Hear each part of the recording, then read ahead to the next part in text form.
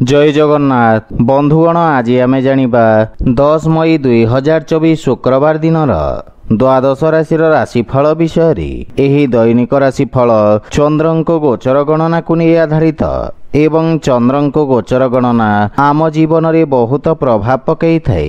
तो आसंतु सर्वप्रथमे जानिबा आजिर तिथि और राशि नक्षत्र विषय रे। आज होची 10 मई 2024 शुक्रवार बैशाख शुक्ल पक्ष तृतीया रात्र 2 घंटा 51 गते चतुर्थी। आज रोहिणी नक्षत्र दिवा 10 घंटा 47 गते मृगशिरा नक्षत्र। आज वृष चंद्र रात्र 10 घंटा 26 गते मिथुन चंद्र।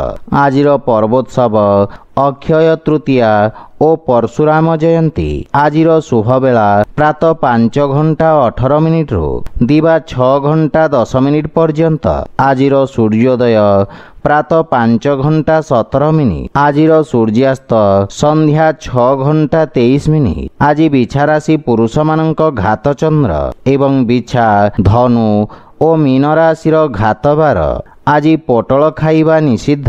तो बंधुगण आसंतु जानिबा आजिर राशिफल विषय रे। ता पूर्वरु आम चैनल को जो माने नुआ करी आछंती तळे थिबा लाल रंगर सब्सक्राइब बटन को दबाई आम चैनल को सब्सक्राइब करंतो ओ पाखरे थिबा घंटी बटन को दबाई ऑल रे सिलेक्ट करंतो। काहे कि ना आमे अपलोड करिथबा प्रत्येक वीडियो रो नोटिफिकेशन आपण सर्वप्रथमे पाई परिबे। तो प्रथमे जानिबा मेष राशि विषय रे। आज आपण नुआ योजना हेतु आर्थिक सहयोग प्राप्त करिवे। कोनोसी प्रकार निवेश करिवा पई समय उत्तम अनुकूल रहिछि, किंतु अनुभवी व्यक्ति परामर्श रे कोनोसी प्रकार निर्णय नियंतु। आपण आत्मविश्वास रे परिपूर्ण रहिबे। शत्रु चाहिले मध्य आपणक किछि क्षति करि परिबे नहीं। व्यापार तथा व्यवसाय रे उत्तम परिवर्तन करिवे एवं भाई भौणी पक्षरु पूर्ण सहयोग मिलिब। आपण निज मधुर वाणी द्वारा समस्तंक प्रिय भाजन हेबे। परिवार मध्यरे आपणक प्रभाव क्षेत्र वृद्धि पाइब। आपणक व्यक्तित्व रे आसीथिबा सकारात्मक परिवर्तनर समस्ते प्रशंसा करिवे।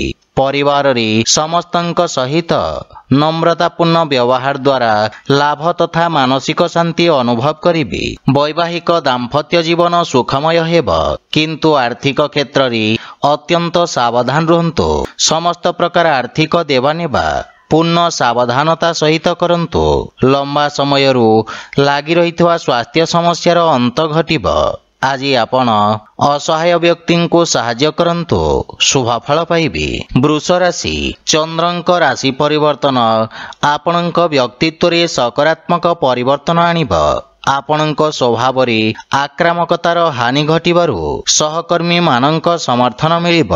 पूर्वरु लागी रहितवा समस्त समस्यार समाधान करिबारे आपण सफल हेबे एवं नुआ योजना प्रस्तुत करी योजनार क्रियान्वित करिवे। कार्य क्षेत्र रे समस्या देखादेले सुद्धा कार्य पूर्ण करिबारे आपण सफल हेबे एवं पारिवारिक जीवन रे जीवन साथी पक्षरु पूर्ण सहयोग मिलिब एवं आपण को जीवन साथी भावनार आदर करिबा उचित। परिवार रे सुख समृद्धि और हस खुशी लागी रहिब। बालक मानक सहित आपण अधिक समय अतिबाहित करिवे एवं आपणक व्यवहार रे समस्ते प्रभावित हेबे। धार्मिक आध्यात्मिक पूजा पाठ प्रति आपणक रुचि बढ़िब। सामाजिक कार्य क्षेत्र रे मान सम्मान रे वृद्धि घटिब एवं आर्थिक स्थिति सुदृढ़ हेबाकु लागिब। वाणिज्य व्यवसायर विस्तार योजना रे आपण खर्च करिवे एवं चर्म संबंधित रोगरू मुक्ति मिलिब। जलर सेवन उचित मात्रा रे करंतु एवं स्वास्थ्य नियमर पालन करंतु। आज आपण तुलसी वृक्ष रे नियमित जल अर्पण करंतु, शुभ फल पाइबे। मिथुन राशि आपणक द्वादश भाव रे चंद्रदेवंको गोचर आपणको मानसिक चिंता तथा समस्या उत्पन्न करिब। नुआ कौशलर प्रयोगरु व्यवसाय तथा कार्य क्षेत्र रे किछि बड़ परिवर्तन करिवे एवं नुआ नुआ तथ्यर संग्रह करिवे, जहा भविष्यत रे आपणक बहुत कामरे आसीब। पारिवारिक जीवन सामान्य कलहपूर्ण रहिब एवं परिवार सदस्यंक मध्यरे भूल बुझाबणा देखा देई पारे, किंतु आपण नुआ योजना प्रस्तुत करिबे ओ सफलता मध्य पाइबे। किछि नुआ करिवार प्रबल इच्छा रहिब। अनावश्यक वस्तु क्रय करिबा द्वारा व्ययभार रे वृद्धि घटिब। प्रेम संबंध को नहीं आपण सामान्य चिंतित रहिबे एवं आपणक आर्थिक स्थिति मजबूत हेब। किंतु अनावश्यक खर्च रे नियंत्रण करिवार आवश्यकता रहिछि। व्यवसाय क्षेत्र रे लाभर स्थिति सामान्य रहिब। धर्म कर्म ओ पूजा पाठ प्रति आपणक श्रद्धा भाव बढ़िब।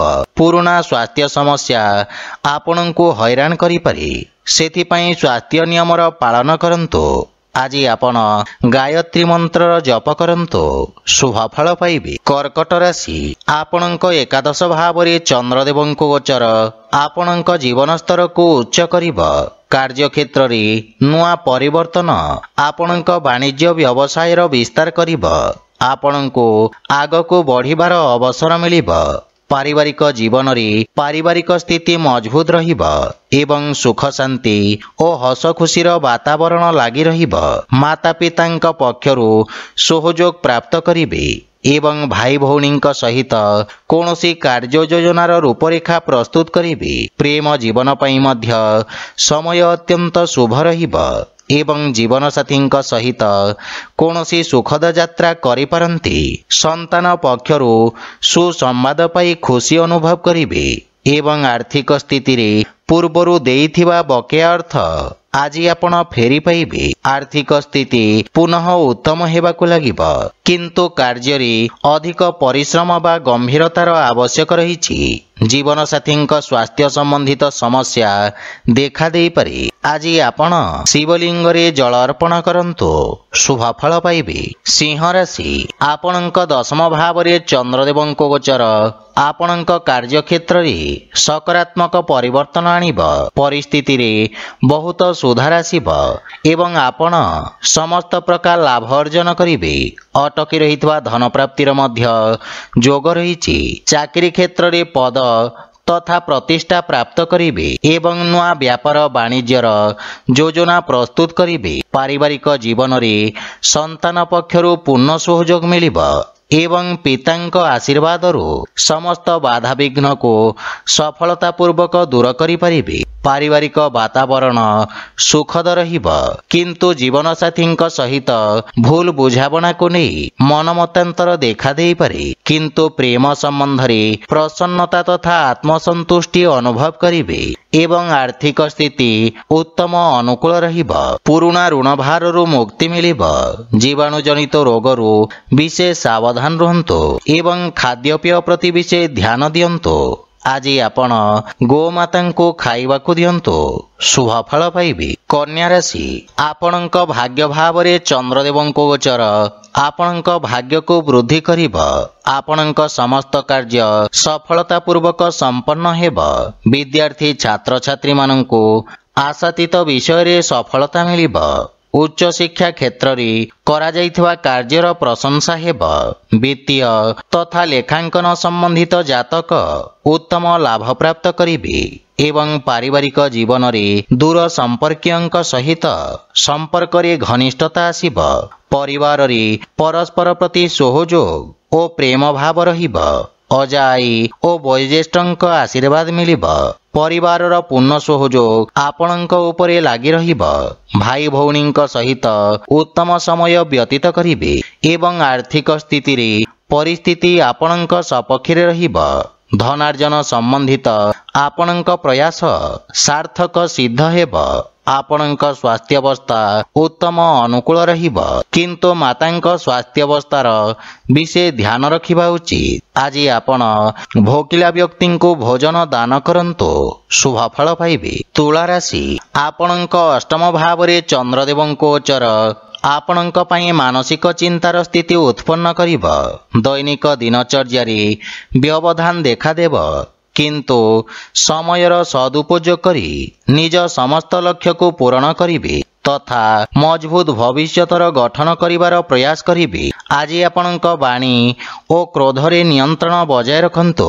पारिवारिक जीवन रे मानसिक चिंता कारणरू आपणक वाणी रे कठोरता आसिब ଏବଂ ଜୀବନସାଥୀଙ୍କ ସହିତ ମଧ୍ୟ ଆପଣଙ୍କ ସମ୍ପର୍କରେ କଠୋରତା, ମତଭେଦ ଓ ବାଦବିବାଦର ସ୍ଥିତି ରହିବ।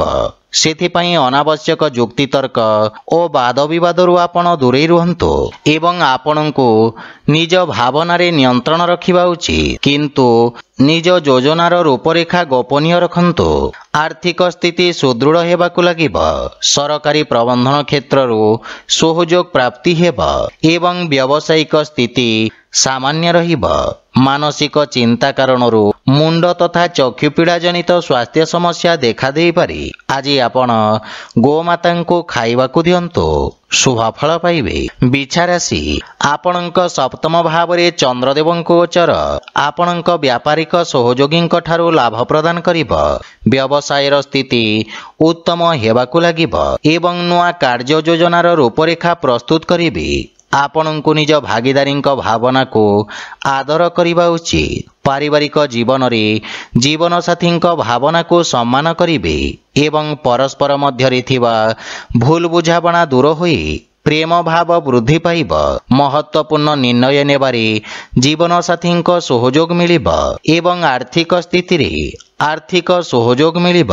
କୌଣସି ବିଶେଷ ମହତ୍ୱପୂର୍ଣ୍ଣ ବ୍ୟକ୍ତିଙ୍କ ସହିତ ଆପଣ ଦେଖା ସାକ୍ଷାତ କରିବେ, ଯାହାର ଲାଭ ଆପଣ ଆସୁଥିବା ସମୟରେ ପାଇପାରିବେ। କଳା, ସଙ୍ଗୀତ, ସାହିତ୍ୟ ଓ ଲେଖନୀ କ୍ଷେତ୍ରରେ ଆପଣଙ୍କ ରୁଚି ବଢ଼ିବ।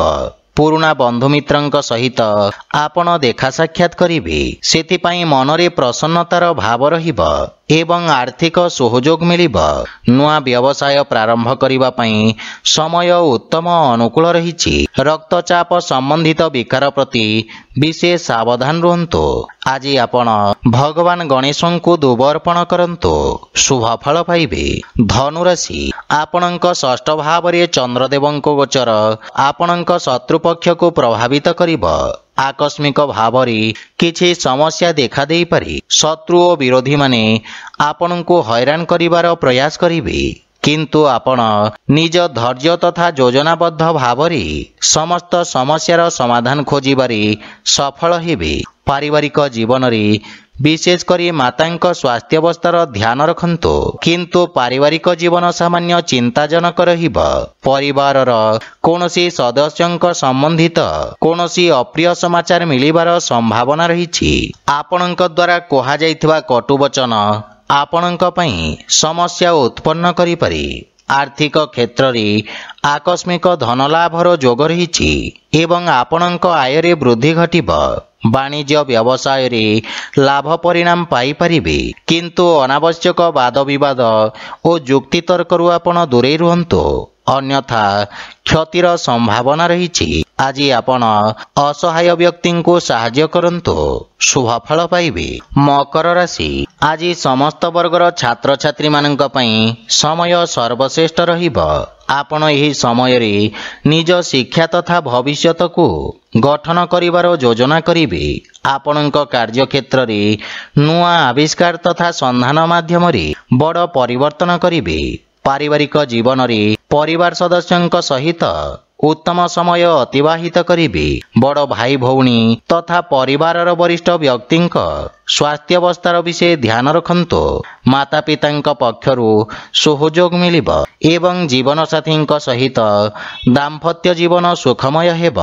ଆର୍ଥିକ ସ୍ଥିତିରେ ପରିସ୍ଥିତି ଆପଣଙ୍କ ସପକ୍ଷରେ ରହିବାର ଯୋଗ ରହିଛି। ଧନାର୍ଜନ ସମ୍ବନ୍ଧିତ ଆପଣଙ୍କ ପ୍ରୟାସ ସାର୍ଥକ ସିଦ୍ଧ ହେବ। ଏହି ସମୟ ଆପଣଙ୍କୁ ନିଜ କାର୍ଯ୍ୟଶୈଳୀରେ ସକାରାତ୍ମକ ପରିବର୍ତ୍ତନ କରିବାର ସ୍ୱର୍ଣ୍ଣିମ ଅବସର ପ୍ରଦାନ କରିବ। ଆର୍ଥିକ ସ୍ଥିତି ସୁଦୃଢ଼ ହେବା ସହିତ ବାଣିଜ୍ୟ ବ୍ୟବସାୟ କ୍ଷେତ୍ରରେ ଆପଣ ଉତ୍ତମ ଲାଭ ପରିଣାମ ପାଇପାରିବେ, କିନ୍ତୁ ଉଦର ତଥା ପେଟ ସମ୍ବନ୍ଧିତ ସ୍ୱାସ୍ଥ୍ୟ ସମସ୍ୟା ଆପଣଙ୍କୁ ହଇରାଣ କରିପାରେ। ସେଥିପାଇଁ ଖାଦ୍ୟପେୟ ପ୍ରତି ସତର୍କ ରୁହନ୍ତୁ ଏବଂ ସ୍ୱାସ୍ଥ୍ୟ ନିୟମର ପୂର୍ଣ୍ଣ ପାଳନ କରନ୍ତୁ। ଆଜି ଆପଣ ହନୁମାନ ଚାଳିଶାର ପାଠ କରନ୍ତୁ, ଶୁଭଫଳ ପାଇବେ। କୁମ୍ଭ ରାଶି, ଆପଣଙ୍କ ଦ୍ୱାରା ଏହି ଅବଧିରେ କରାଯାଇଥିବା ପ୍ରୟାସ ଆପଣଙ୍କୁ ଭବିଷ୍ୟତରେ ଧନ ଲାଭ ତଥା ସମ୍ପତ୍ତି ଅର୍ଜନର କାରଣ ହେବ। ନିଜ କ୍ରୋଧ ଓ ବାଣୀରେ ସଂଯମତା ରକ୍ଷା କରନ୍ତୁ।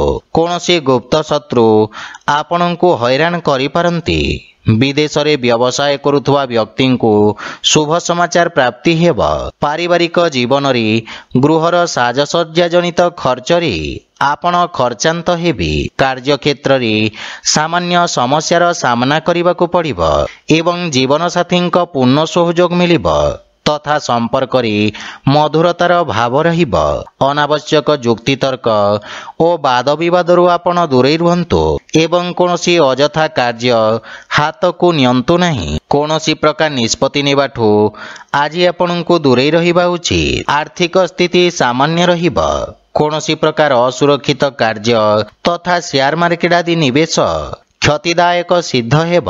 ବିଶେଷ କରି ଯାନବାହନ ଚଳାଚଳ ସମୟରେ ସାବଧାନତା ଅବଲମ୍ବନ କରନ୍ତୁ, ଅନ୍ୟଥା ଦୁର୍ଘଟଣାର ଯୋଗ ରହିଛି। ଆଜି ଆପଣ ଓಂ ବିଘ୍ନେଶ୍ୱରାୟ ନମଃ ମନ୍ତ୍ରର ଜପ କରନ୍ତୁ, ଶୁଭଫଳ ପାଇବେ। ମୀନ ରାଶି, ଆଜି ଆପଣଙ୍କ ପ୍ରଭାବ କ୍ଷେତ୍ରରେ ବୃଦ୍ଧି ଘଟିବ। ଶତ୍ରୁ ଓ ବିରୋଧୀ ପକ୍ଷ ପରାସ୍ତ ହେବେ। ଏହି ସମୟ ଆପଣଙ୍କ ପାଇଁ ଅତ୍ୟନ୍ତ ଶୁଭ ରହିବ ଏବଂ ଭାଗ୍ୟ ଆପଣଙ୍କ ସପକ୍ଷରେ ରହିବ, ଯାହା ଫଳରେ ସମସ୍ତ ସମସ୍ୟା ଦୂର ହେବାକୁ ଲାଗିବ। ଯୋଜନାବଦ୍ଧ ଭାବରେ କରାଯାଇଥିବା ସମସ୍ତ କାର୍ଯ୍ୟରେ ଉତ୍ତମ ସଫଳତା ପାଇପାରିବେ। ପାରିବାରିକ ଜୀବନରେ କୌଣସି ସୁଖଦ ସମାଚାର ପାଇ ମନ ପ୍ରସନ୍ନ ରହିବ। ପିତାଙ୍କ ସହଯୋଗ ବା ମାର୍ଗଦର୍ଶନରୁ ଆପଣ ଲାଭବାନ ହେବେ ଏବଂ ଜୀବନସାଥୀଙ୍କ ସହିତ ସମ୍ପର୍କରେ ସୁଧାର ହେବ। ପାରିବାରିକ ସୁଖ ସୁବିଧା ବସ୍ତୁ କ୍ରୟ କରି ଆପଣ ଖର୍ଚ୍ଚାନ୍ତ ହେବେ। ପ୍ରେମ ଜୀବନରେ ପ୍ରେମୀଙ୍କ ସହିତ ଉତ୍ତମ ସମୟ ବ୍ୟତୀତ କରିବାର ଅବସର ମିଳିବ ଏବଂ ଆର୍ଥିକ ସ୍ଥିତିରେ ଆର୍ଥିକ କ୍ଷେତ୍ରର ବିକାଶ ହେବ। ନୂଆ ନୂଆ କାର୍ଯ୍ୟର ରୂପରେଖା ପ୍ରସ୍ତୁତ କରିବେ। ବାଣିଜ୍ୟ ବ୍ୟବସାୟରେ ଆପଣ ଆଶାତୀତ ପରିଣାମ ପାଇପାରିବେ। ଆପଣଙ୍କ ସ୍ୱାସ୍ଥ୍ୟାବସ୍ଥା ମଧ୍ୟ ଉତ୍ତମ ଅନୁକୂଳ ରହିବ। ପ୍ରାଣାୟାମ କରିବା ଦ୍ୱାରା ନିର୍ଣ୍ଣୟ ନେବା କ୍ଷମତାରେ ବୃଦ୍ଧି ଘଟିବ। ଆଜି ଆପଣ ସୂର୍ଯ୍ୟ ନାରାୟଣଙ୍କୁ ଜଳ ଅର୍ପଣ କରନ୍ତୁ, ଶୁଭଫଳ ପାଇବେ। ତ ବନ୍ଧୁଗଣ, ଏହା ଥିଲା ଆଜିର ରାଶିଫଳ ବିଷୟରେ। ଯଦି ଭିଡ଼ିଓଟି ଆପଣମାନଙ୍କୁ ଭଲ ଲାଗିଥାଏ, ଲାଇକ୍, ସେୟାର ଓ କମେଣ୍ଟ କରି ଜଣାନ୍ତୁ ଏବଂ ଆମ ଚ୍ୟାନେଲକୁ ସବସ୍କ୍ରାଇବ୍ କରନ୍ତୁ। ଜୟ ଜଗନ୍ନାଥ।